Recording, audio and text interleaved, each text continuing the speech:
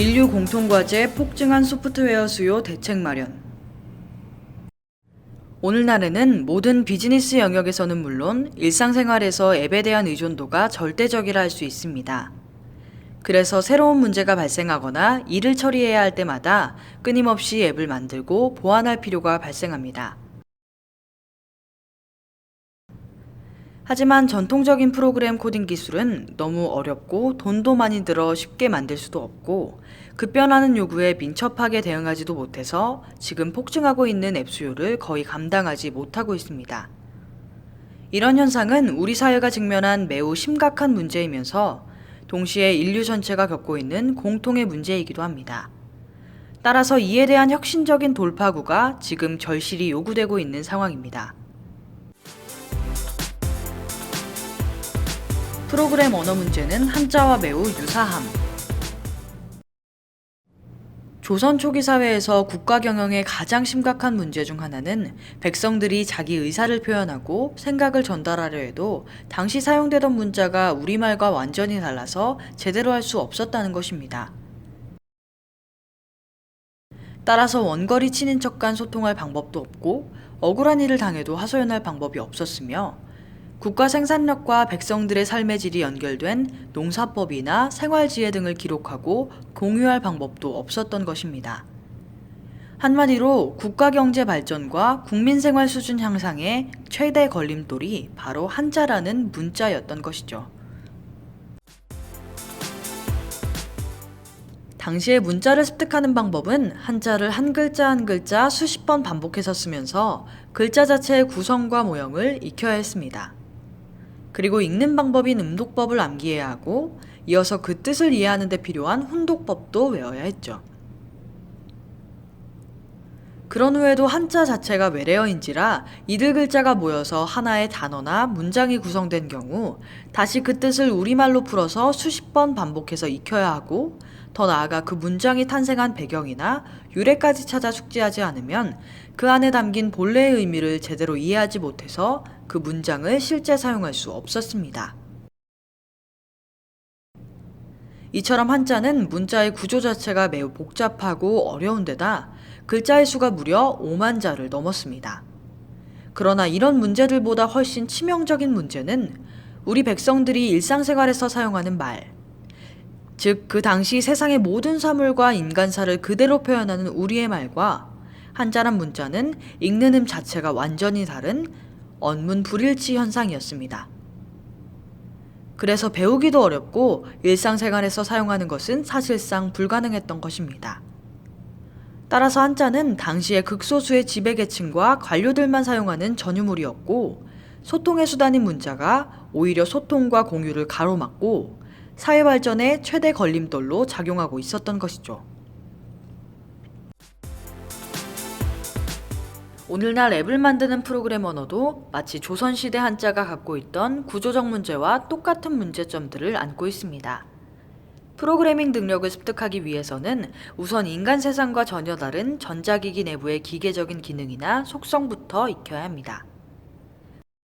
그리고 우리가 일상적으로 사용하는 말과는 완전히 다르고 전자장치의 단편적인 기능들을 제어하기 위해서 고안되었고 기계가 인식하기 쉽게 아무 형태를 띄우고 있는 C, 자바, 어셈블리 등과 같은 프로그램 언어를 배워야 했습니다. 그 다음에 사람의 사고방식이나 행동 양식과는 완전히 다른 기계장치가 작업 대상을 인식하고 처리하는 순서와 방식, 즉 컴퓨팅 알고리즘까지 학습해야 합니다. 이런 3단계의 학습 과정을 모두 마쳐야 비로소 아주 단순한 기능의 프로그램 기능 하나라도 만들 수 있는 단계에 이르게 됩니다. 반면에 실제 앱으로 구현할 대상은 너무 다양하고 변화무쌍하며 복합적인 인간 세상의 현실 문제들입니다. 예를 들어 사람들이 일을 할 때 일상적으로 사용하는 엄청나게 다양한 문서의 서식과 문서 내용, 일을 처리하는 방식과 순서, 조직의 구조와 구성원의 역할 등과 같은 인간 세상 현실 문제 모두를 앱 내부에 표현하고 담아내서 처리해야 합니다. 그런데 이런 것 모두를 표현해낼 도구는 전자기기 내부의 아주 단편적인 기능들을 조정하기 위해 만들어진 프로그램 언어라는 것이 문제의 본질이었습니다. 우리말과 일치하지 않는 한자 그 자체가 초기 조선시대의 모든 문제 발생의 근원이 되었던 것처럼 프로그래밍 언어도 언문 불일치라는 구조적 문제 때문에 수많은 문제를 불러일으켜 왔었습니다. 그래서 이들 프로그래밍 언어는 처음 배우기가 매우 어려워 아무나 배울 수도 없지만 이미 습득한 사람들도 실무 현장에서 사용하는 것 자체가 너무 까다롭고 비능률적일 수밖에 없는 것입니다.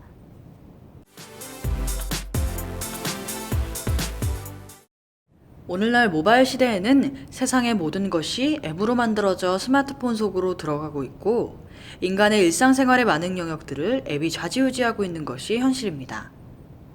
실제로 앱이라는 소프트웨어 기술의 직접 간접 영향으로 예전에는 잘 되던 취업도 안 되고 재직 중이던 자리에서 예고 없이 밀려나고 잘 나가던 사업도 어느 날 문을 닫는 것과 같은 현상들이 사회 곳곳에서 동시다발적으로 발생하고 있습니다. 그러나 대부분의 사람들은 이런 시대적 경랑 속에서 살아남기 위해서 온몸으로 투쟁하고 있지만 정작 이 위기를 초래한 원인이면서 동시에 이 위기를 헤쳐나갈 유일한 수단인 앱 기술에는 접근조차 할 수 없는 상황으로 방치되어 있는 것이 현실입니다.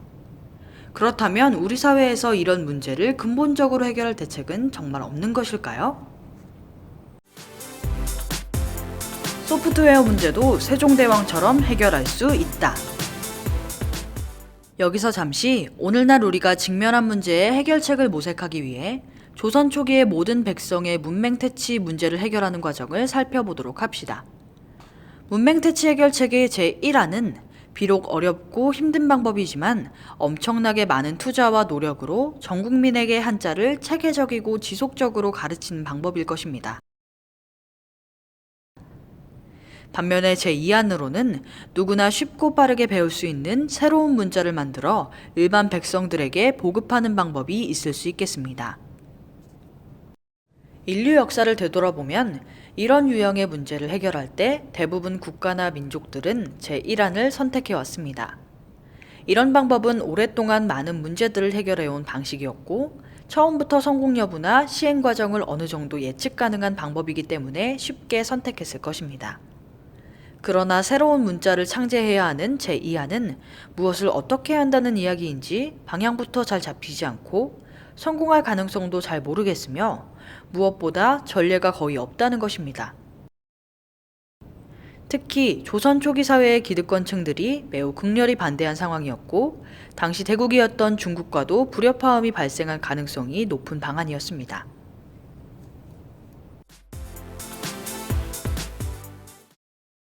만일 당시의 국가가 백성 모두에게 한자를 제대로 가르쳐 보겠다고 제1안을 선택했다면 어떤 결과가 되었을까요? 그래서 국가에 막대한 재정을 투자하고 모든 국력을 집중해서 전국 방방곳곳에 많은 서당을 짓고 수많은 훈장들을 양성하며 한자를 쉽게 가르치는 교수법이나 교자제도 연구 개발하는 사업을 강행했다면 어떠했을까요?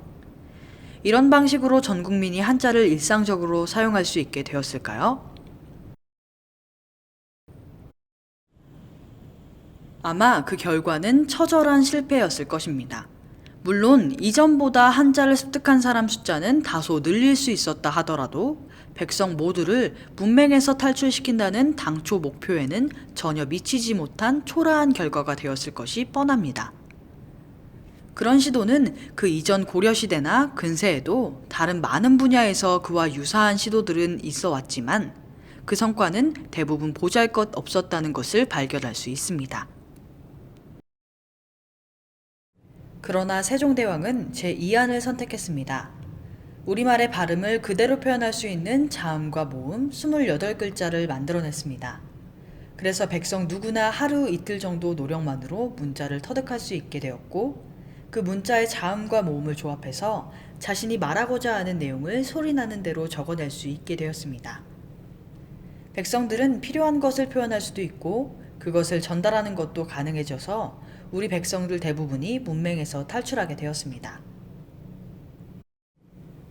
이처럼 세종대왕이 우리말과 일치하는 글을 만드는 한글 창제라는 개혁을 단행한 결과 오늘날과 같이 대한민국이 민주화를 실현하는 기폭제가 되었고 문화적으로 융성한 발전을 이루는 촉진제가 되었을 것입니다.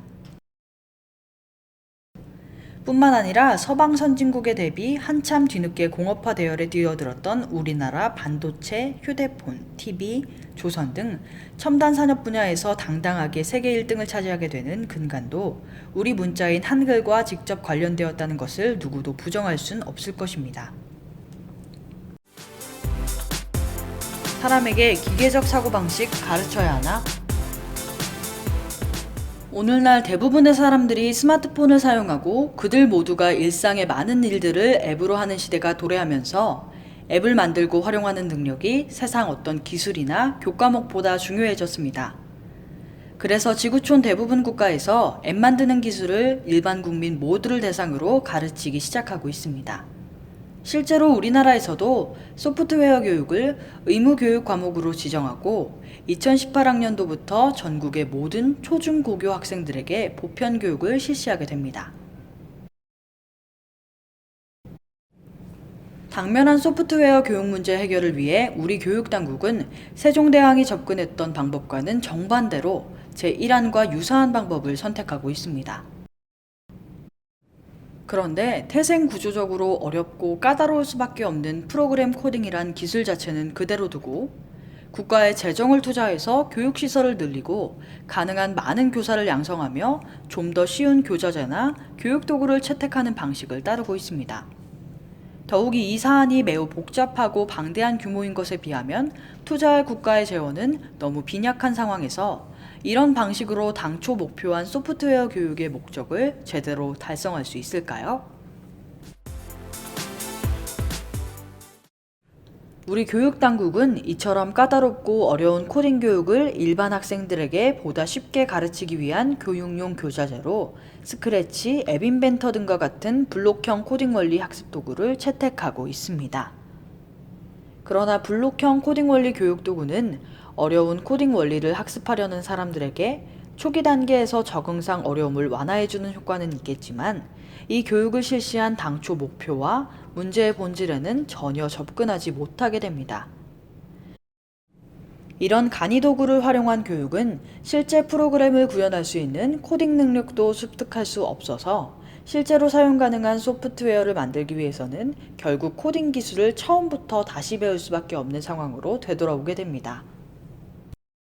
설령 이런 도구를 활용해서 프로그램 코딩 원리를 제대로 배웠다고 하더라도 앞서 설명한 바와 같이 코딩 기술이 안고 있는 근본적인 문제는 전혀 극복하지 못한 미봉책에 그칠 수밖에 없습니다.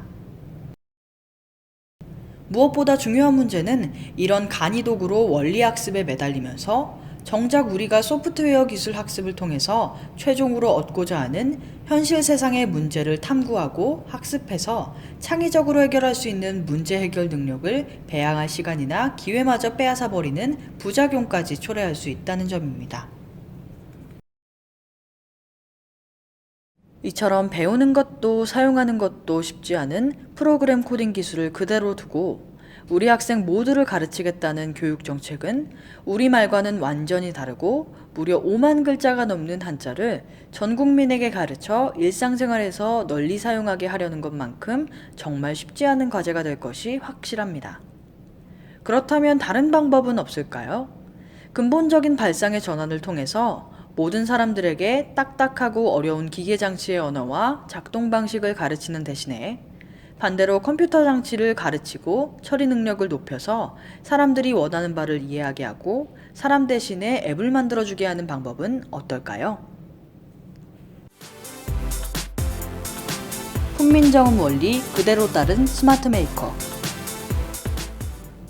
세종대왕의 훈민정음과 같이 누구든지 자신이 만들고 싶은 앱에 대해서 아주 쉽고 직관적으로 표현할 수 있는 새로운 문자를 하나 만들면 어떨까요? 다만 실무 현장에서 실제로 사용 가능한 앱 프로그램 제품이란 그 기능과 구성이 매우 복잡하고 정교한 것이라서 우리가 일상적으로 사용하는 글이나 말로는 제대로 표현하는 것 자체가 쉽지 않으므로 그런 문자 대신에 누구나 자신의 요구사항을 아주 쉽게 표현할 수 있는 그래픽 디자인 도구가 좋을 것 같군요. 그래서 이 새로운 문자를 이용해서 자신이 만들고자 하는 앱 프로그램에 대한 내용을 표현해주면 실제 앱 제품 자체를 만드는 작업은 요즘 급격하게 발전하고 있는 AI라는 인공지능이 맡아서 모두 자동으로 만들어준다면 어떻겠습니까? 많은 사람들이 꿈꿔온 바로 그런 기술을 현실로 실현해준 앱 저작 솔루션이 스마트 메이커입니다. 이 솔루션은 앱을 설계 및 디자인할 때 필요한 모든 부품들을 사전에 준비해서 제공해 줍니다. 무엇보다 중요한 차별점은 마치 업문일치라는 혁신을 실현했던 훈민정음과 똑같이 이들 부품은 사람들이 앱 제품으로 최종 구현해낼 대상들과 완전히 일치되게 하는 실도 일치가 되도록 고안되었다는 점입니다. 그래서 이 도구를 사용하는 법은 특별히 배울 필요가 없습니다. 누구나 2~3시간 조작 연습만 하면 아주 쉽게 사용할 수 있습니다. 실제로 이 도구를 활용하면 어떤 유형의 앱 프로그램이라도 그 화면 구성이나 기능을 아주 쉽고 빠르게 디자인할 수 있습니다. 이렇게 디자인해주는 방식으로 자신이 만들고자 하는 앱에 대한 요구 제기만 해주면 실제 프로그램을 만드는 모든 작업 공정은 스마트 메이커의 인공지능 저작 엔진이 자동으로 처리해줍니다. 세종대왕의 훈민정음처럼 스마트 메이커는 소프트웨어 문제를 해결하기 위해서 이전과는 완전히 다른 혁신적인 방법을 채택하였습니다. 그래서 이제 누구나 쉽게 배워 자신에게 필요한 앱을 직접 만들어 사용하는 시대를 열게 된 것입니다. 따라서 소프트웨어에 대한 학습이나 연구 활동도 예전 코딩 알고리즘이나 컴퓨팅 원리 학습에만 매달려온 상황에서 완전히 벗어나서 우리가 실제로 해결할 인간 세상의 문제나 당면한 일처리 방식 자체를 연구하는 방향으로 전환할 수 있게 해줌으로써 앞으로 사회 발전의 속도를 더욱 가속화해 줄 수 있을 것입니다.